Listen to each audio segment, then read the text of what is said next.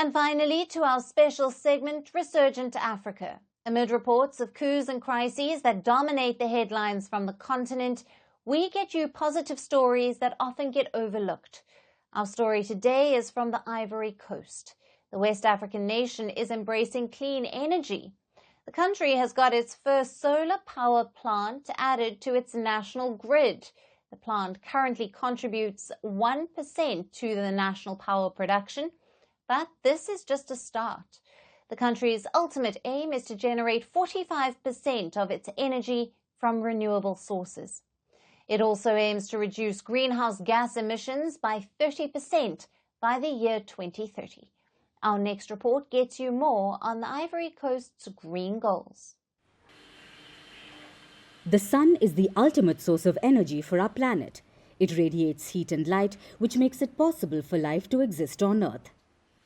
But there's much more that this hot ball of gases provides us with, and we often fail to tap into this valuable resource.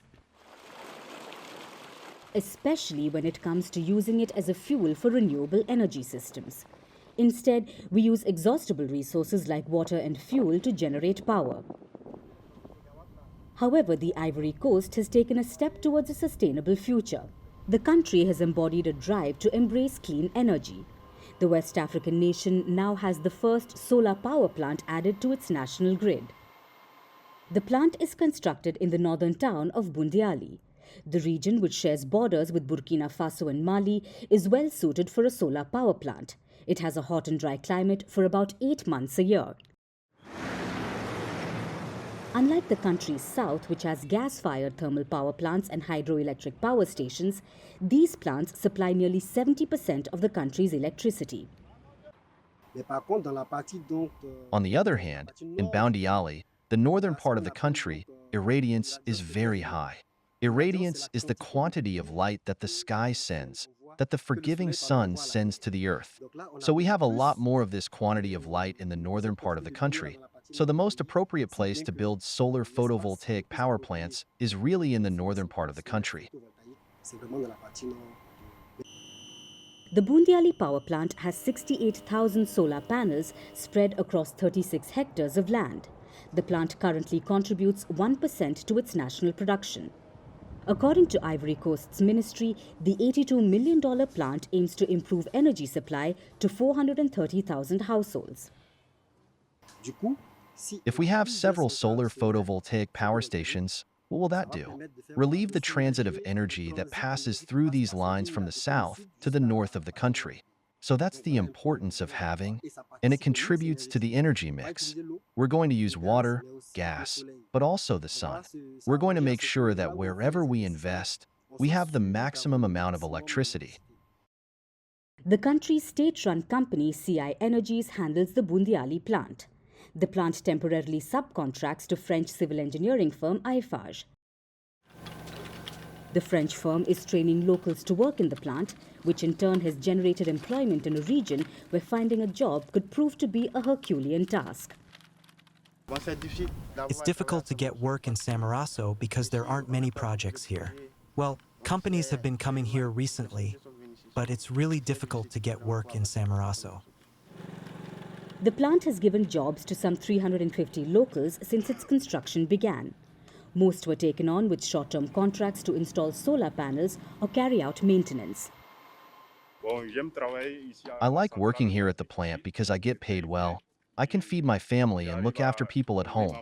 Well, I'd prefer the job to last a bit longer, but if it does, I'll really enjoy it. The Ivory Coast already has 10 smaller solar power plants serving villages at the local level, but the country has bigger goals. The Ivory Coast aims to double its solar panels by the end of next year. With photovoltaic solar energy, the primary energy, the sun, is free. So because it's free, the cost of production will be very low indeed.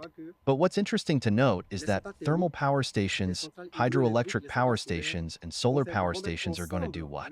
They're going to pool their power, and it's this power that will be made available to the public. The African continent can prove to be a goldmine for solar energy resources. since it has 60% of the world's solar resources. Yet, half of sub-Saharan Africa has no access to electricity. Reports suggest over 500 million Africans had no access to power till 2022.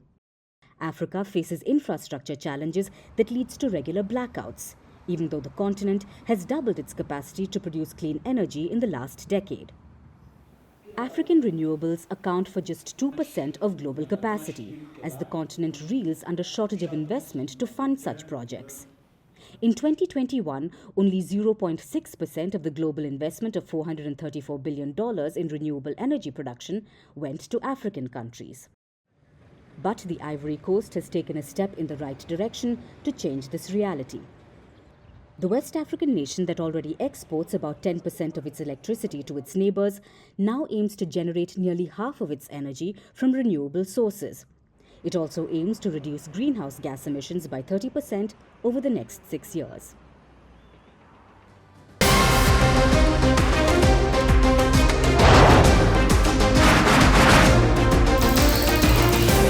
Obviously today, the T20 World Cup Boundiali has moved across to the West Indies. What can we expect